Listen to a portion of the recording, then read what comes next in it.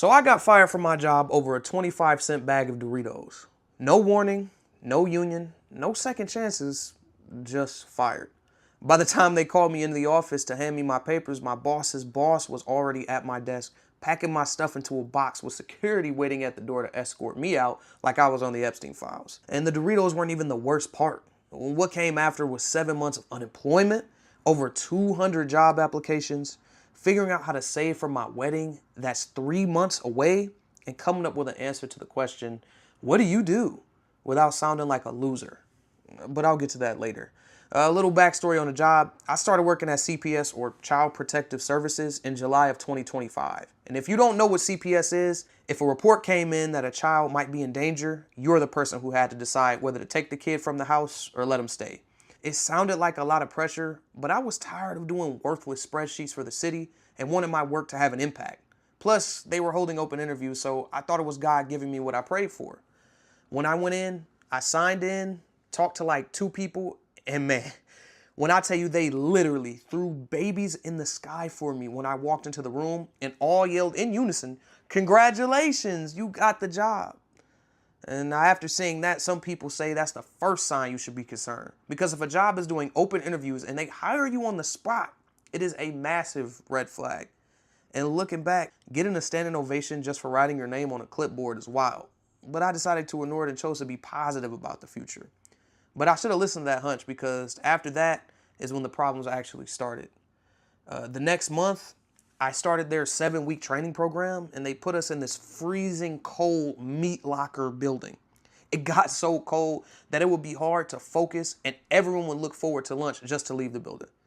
It got to the point where the entire class asked if they could raise the heat, but they said it was nothing they could do. So I just tried to ignore it and focus on the work. Management took notice of how fast I was catching on to everything, and I said I could be a real help to the company one day, which is ironic to think about now. And while I was there, I had made a group of friends with some of the other workers, but because the building was kept so stone cold, a lot of us would get freezing in the room. And we talked with one of the trainers about this. She wasn't a manager, just an instructor. Let's call her Karen. And we asked her one day if we could go into her room and use her space heater. Karen was very chill, very giving, and she always had an open door policy. She even kept a plate of candy on her desk for when people came in, and she told everyone, "I always keep an open door, so come in if you ever need anything." And then over time, we built a good relationship and gained an understanding. We even went into her office when she wasn't there, used the heater, and returned it without a problem ever being presented. On the coldest days, we go into her office, grab the heater, use it, and always return it. Well, on this specific day, the door to her room was closed. We opened the door, saw the heater, and went to grab it. But we also noticed she had a few bags of chips and some juice sitting out in the room. Now, let me say one thing. The one thing that I hate in life is a thief. I will never steal. Looking back, I absolutely should have asked first. No question. But at the time, it genuinely felt like grabbing a piece of candy from a bowl. Because we had this great relationship and she always put things out for people, I grabbed one single vending machine sized bag of Doritos and my coworker grabbed a school lunch sized juice. And as luck would have it, when we walked out, another trainer walked by and saw us going into the room. My coworker panicked a little and said, "Are we going to get in trouble for this?" I laughed it off. I didn't think anything of it. I said, "Nah, we're just here taking the heater." I paused and said, "Well, I hope we don't, though." At the time, I wasn't worried. I had done everything people tell you to do growing up. Take on debt to get a degree and grind the market relentlessly until you land a good paying job with benefits. The thought of getting fired over a 25-cent bag of Cool Ranch Doritos and getting thrown back into the janky economy never even crossed my mind. Plus, no one in their right mind cares that much about one bag of chips that they left out, right? Well, funny enough, the very next day after we took the heater from her room, I was sitting in the class during my lunch break and she walked up to me, Karen, and said, "I heard you were in my room taking my stuff." And like I said, we had a good relationship built up, so I just laughed it off and assumed she was joking. Then she looked at me with a serious face I ever saw on her, and she said, "It's not funny." Instantly, I went serious. My first thought was to say, "Oh, I'm incredibly sorry, it won't happen again, etc., etc." I didn't specifically ask her what she was talking about. I just apologized because I see how much hurt it caused her. And, you know, she kept going on. It's not nice to go into people's rooms and take their stuff. Again, I apologized and told her it would never happen again. About 15 minutes later, I saw her talking with my coworker in the hallway. My coworker was pretty outspoken, and I still had questions about the specifics of what was taken, so I walked out. My coworker asked, what exactly was taken from your office? You know, Karen, since she was so easygoing and kind, I thought she was going to say something serious like electronics or maybe some money or a purse, a personal item. You know what she said? A lot of my chips and juice have gone missing. I stopped her and said, all right, look, I know we went in there and I took one bag of chips. I'll admit that. But I am never, ever taking all of your stuff. My coworker also admitted that she took one juice. And even though I knew I didn't take all of her stuff, I also knew I wanted to make sure that this didn't come back to bite me later like things do in life. So I said, look, this isn't saying I took everything. This is not an admission of guilt. But if you get a generous donation of chips and juice on your desk tomorrow, don't be surprised. Now, Karen said that we didn't have to do that, but I insisted because I know if someone took something from me and I called them out on it, I would want them to replace it. It's just the right thing to do. And after the hallway conversation, I immediately told my coworker, you buy the juice, I get the chips. So I went to Sam's Club right after work and bought the entire 30-pack variety box of burritos, and my coworker bought the 14-pack of Welch's juice. The next morning, we dropped everything straight into Karen's hands and basically made her the corner store candy lady of the entire building. She saw it and said, oh my gosh, you guys, I told you that you didn't have to do that. But we told her we wanted to make sure everything was fine. And my coworker, being superstitious, also wanted to throw in that she wanted to put all of this behind us and that HR wouldn't have to know something about this. And she said it in a laughing, nervous, funny way. And Karen laughed. She didn't agree not to tell HR, but she laughed. And for the most part, we all thought it was old news. And really, that was it. You know, we handled it like adults, and we really thought everyone could move on. And maybe that's why the whole thing still bothers me today, besides still having to deal with the career effects of it. Because most of us grew up believing if you make a mistake, you know, you own up to it and you move forward. But I was about to find out, just because someone is smiling in your face doesn't mean they aren't secretly plotting against you, even if you tried to make amends. About 3.5 weeks had passed, and I had finished the training in the cold building and moved into my permanent office. You know, while I was working, my manager called me into her room. She looked worried and confused, and then she asked me, what is the story I keep hearing about you and some chips? I heard 3 different versions, and since you're here, I decided to hear it from the horse's mouth. Just hearing about this situation again, hearing that it came from 3 different people just left me completely just shocked. I was speechless at first. You know, the fact that she heard it, it just didn't make much sense to me. And the fact that people were gossiping about it like it mattered. A 50-cent bag of Doritos chips and some juice that was replaced 10 times over is the topic of conversation when we all supposed to be working saving kids. I'm lost. You know, you would have thought I smacked the Pope or blew up a playground or something. After hearing all of that, I told her the exact same story that you're hearing, and she said she didn't hear anything about us replacing the chips and the juice. So I said all of that talking going around, and nobody decided to mention that everything that was taken, everything, was replaced. I talked to my manager. She said after hearing that story that hopefully everything just blows over and nothing bigger comes from this situation. And I really hope so too. Now that my immediate manager knows and she knows the full story, we can all move on and be amicable. Looking back now, I wish I just knew that that meeting was about to be the beginning of over half a year of mental stress, rejection emails, and wondering if I ruined my life over a bag of Doritos. About 2 weeks go by without a whisper of Doritos, and I thought I was in the clear. But the first thing that I saw when I got to my desk was an email from HR and my boss's boss. I opened it and it said it's a mandatory meeting at 12:15 that same day. And my jaw hit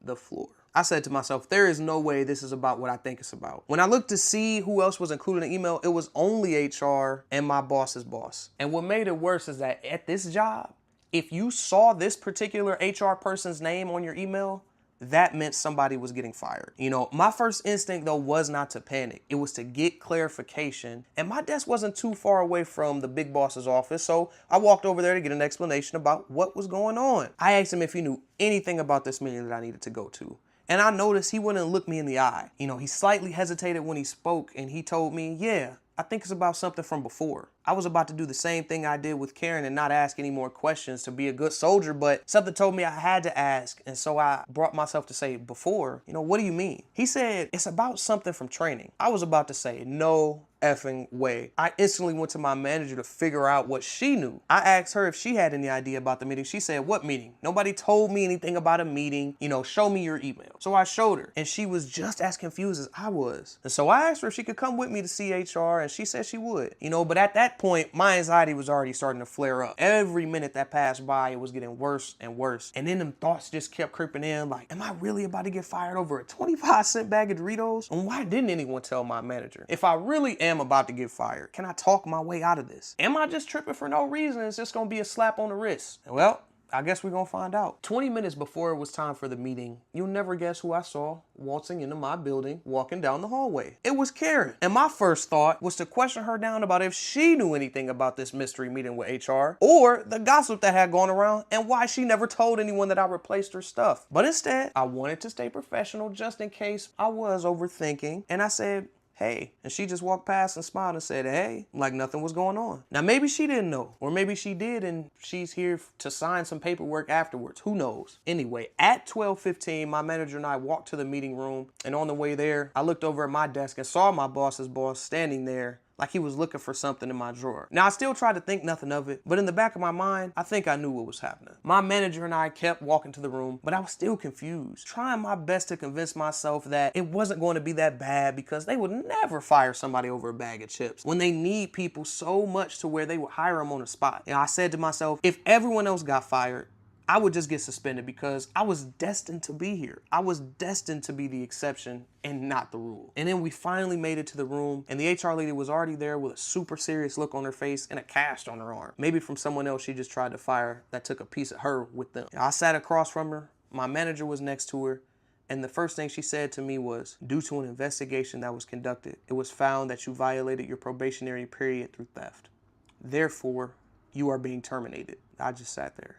Heart dropped to my anus, as shocked as anyone would be. And ironically, it took me back to a week earlier when I was talking with the 30-year life workers about the government layoffs that were happening at the time. Everyone laughed and said that our jobs were safe. Well, except mine. My manager shook her head with disappointment when she heard the news. The first thing I asked the HR lady was, what investigation? Nobody ever told me I was under investigation or asked for my side. Everything that was conducted was gossip or hearsay, but no one ever approached me to get my side of the story. And she wouldn't explain anything. All she had to say was an investigation was done and you were terminated. I had to wait 2 weeks later until I got a letter in the mail saying that an investigation had been conducted by the offended party. I still couldn't believe it. So they let Karen, the person that was wrong, do the entire investigation alone. And apparently, it turned out she had wrote a handwritten statement saying that we took what belonged to her. I asked HR about the union that I had been paying into since I first started there. She shook her head and said, because you're in your probationary period, your union representation does not matter. I turned to my manager and asked her what she thought. And she said, honestly, I think this is completely unfair and uncalled for. He's a great worker, and HR cut her off in the middle of her sentence. Looked back at me and said, there is nothing your manager can say or do.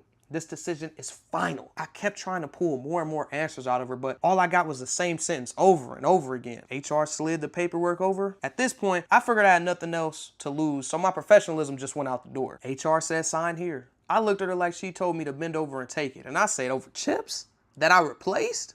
Come on now. She said, it doesn't matter how big or small the item was, you took it. It wasn't yours. Therefore, you're terminated. Sign here. My manager looked down in disgust, and I just said, no. HR said that was fine. It only proved that the conversation happened. So I stood up, shook my manager's hand, and started to walk out. My manager said she'll do what she can to fight for me on the inside, but nothing ever came out of it. The second I stepped through the door to leave, the security guard was waiting for me with the box that had my stuff in it that my boss's boss had packed up at my desk. They took my badge and walked me out the door. And looking back, the part that hurt the most wasn't losing the job. It was how heartless the whole process was.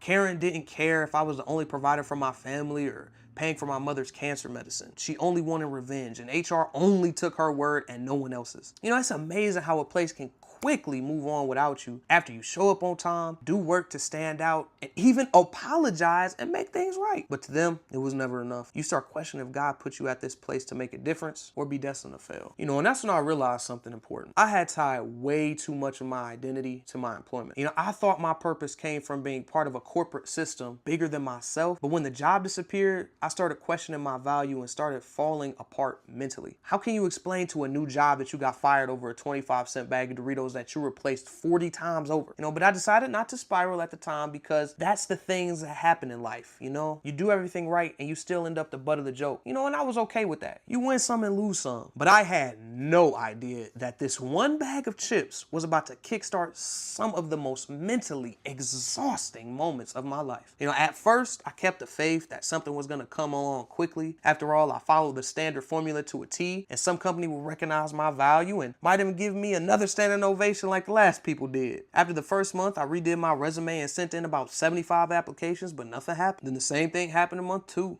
and 3 and then 4. Eventually, I was up at 2 a.m. watching old Ray William Johnson videos and fighting my own thoughts about how trash I was for letting a 25-cent bag of Cool Ranch Doritos finesse me out of a good government job. And it finally hit me. This is what everyone else has been dealing with, from 200 plus applications to job fairs to multiple rounds of interviews where they said you're in good standing and they all amount to nothing. You couldn't even get a job selling your booty on the corner if you wanted to. I don't know how all of us been balancing the financial anxiety, mental uncertainty, and the feeling of being disposable while still trying to take care of your house and a family. And if you're anything like me and chose not to lie on your resume or use AI, it's even harder. You know, looking back, I don't think this story is about Doritos anymore. I think it's about what happens when life doesn't follow the script. Sometimes you try to do everything right and things still don't go your way. And the hardest lesson I had to learn this year is that your value can't be tied to outcomes. Your paycheck may disappear, but your purpose didn't. And you may have some incredibly raw conversations with God. Some mornings I wake up convinced I've ruined my life. Others I wake up believing God is doing something I can't see yet. Most days, if I'm being honest,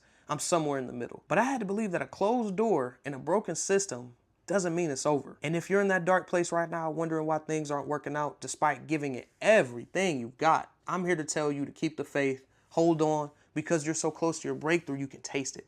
And I'm not trying to give you some hollow motivational speech. You know, I'm just telling you what I have to tell myself every morning to keep going. I know the miracle is coming because this chapter isn't the whole story. And yeah, maybe I got fired over a 25-cent bag of Doritos. Maybe losing that job was one of the worst things that happened to me. But what if it was one of the best? I guess we'll have to find out together. Peace.